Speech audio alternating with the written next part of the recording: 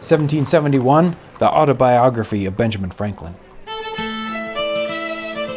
My companion at the press drank every day a pint of beer before breakfast, a pint of beer at breakfast with his bread and cheese, a pint between breakfast and dinner, a pint at dinner, a pint in the afternoon after 6 o'clock, and another when he was done with his day's work.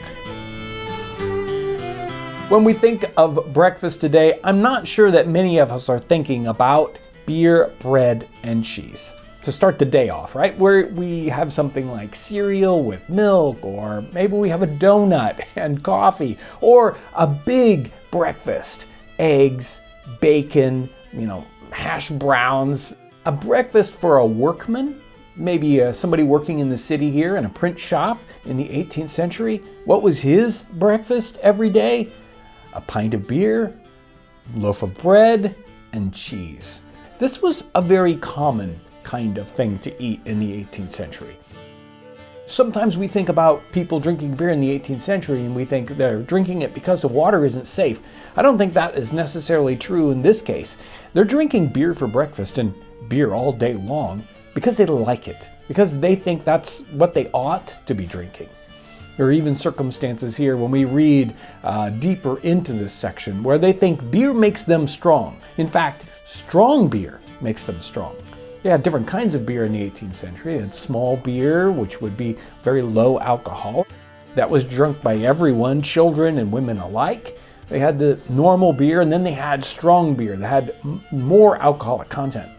And they thought strong beer made strong men. So let me set the stage for exactly where Benjamin Franklin is when he's writing this. He's in London, he's working at a print house. He's probably about 20 years old. And here he goes. He says, "At my first admission into this printing house, I took to working at press, imagining I felt a want of bodily exercise that I'd been used to in America, where press work is mixed with composing. I drank only water. The other workmen, near 50 in number, were great guzzlers of beer. On occasion, I carried up and down stairs a large form of types in each hand, when others could carry but one in both hands. They wondered to see from this and other several instances that the water American, as they called me, was stronger than themselves, who drank strong beer. They had an alehouse boy who attended always in the house to supply the workmen. And my companion at press drank every day a pint before breakfast, a pint at breakfast with his cheese and bread, a pint between breakfast and dinner, a pint at dinner, a pint afternoon, about 6 o'clock, and another when he was done with his day's work. I thought it a detestable custom, but it was necessary, he supposed, to drink strong beer that he might be strong to labor." Benjamin Franklin tries to convince these men that the amount of money that they're spending on drinking beer all day long, 3/4 of a gallon a day, could be better spent in other ways, and that they were spending a lot, almost a third of their income on their beer every day, that there was a better way. I don't think any of them were convinced. They continued to drink their beer while the very frugal, let's call, Benjamin Franklin continued to drink his water. This workman's breakfast that we're talking about of beer, bread, and cheese got me thinking about Primitive Cookery, which was a cookbook that was meant for workmen in the city, how they could eat less expensively. And listed in the back are 70 meals that would be very, very inexpensive. And here's number 4, bread and butter and a glass of fair water or a pint of ale make a good meal. And here's number 5, bread and cheese does the same, and a pint of water or ale, and salads eaten with either, only washed without oil, salt, or vinegar, they make wholesome food.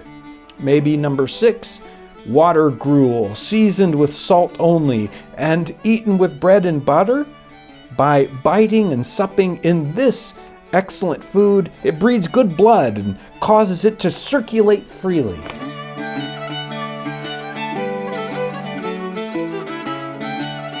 So let's try out this this workman's breakfast. What's it gonna be like? Yes, I've been working at my press, and the press work is hard work. He's turning this great big giant crank, and it isn't like he says here, it isn't like dainty work. They're composing, they're just setting type onto the page so that they can print out these pages. But the pressmen, they're doing hard work. So I've been hard at work. It's time for breakfast. I've probably been working an hour and a half, 2 hours. I've got my bread and my cheese, probably just had it in my pocket, and the ale boy comes in from the ale house next door, and he's got these big jugs of ale, and he's pouring them into probably tankards. He doesn't have a nice glass like I do, but here we go. Our bread and cheese.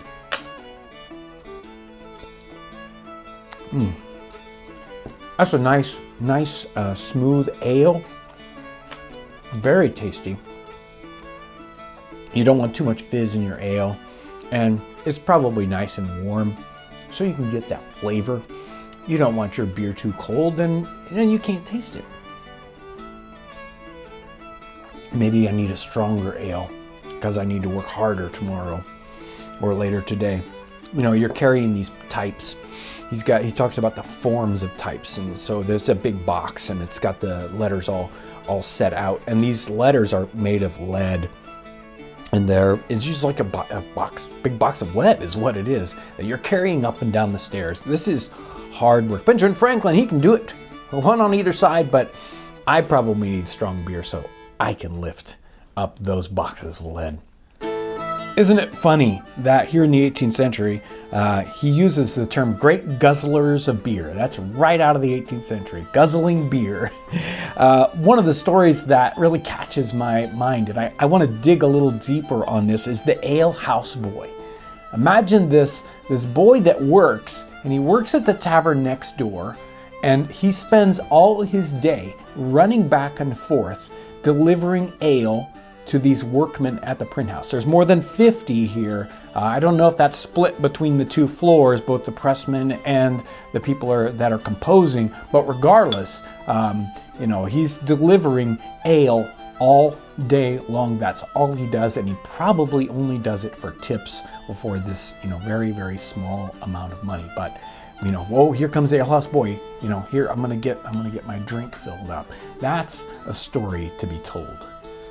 A few years ago, I had the opportunity to be part of a documentary on beer brewing here in America, and it had a historical hook into it. Very interesting. If you want to check that out, it's called Beers of Joy, and you can find it on Amazon. Journals and other books like the autobiography of Benjamin Franklin really help us understand some misconceptions that we have about the world of the 18th century. That idea that, maybe the only reason why people drank beer all the time was that the water wasn't safe. Well, this doesn't seem to point to that whatsoever. It really seems to point to the idea that they're drinking beer because they want to be drinking beer. And there are lots of things like that as we dig into different writings of the 18th century. And the autobiography of Benjamin Franklin is a great one for learning a lot about that. He's really explaining the world of the 18th century in a way that we can mostly comprehend and understand. If you want to check out, we're working through the autobiography of Benjamin Franklin as a book club in live streams. If you're interested in this book club, we're doing it at 4 Eastern Time in the afternoon on Wednesdays. Make sure to check that out. And thanks for joining us today as we savor the flavors and the aromas of the 18th century.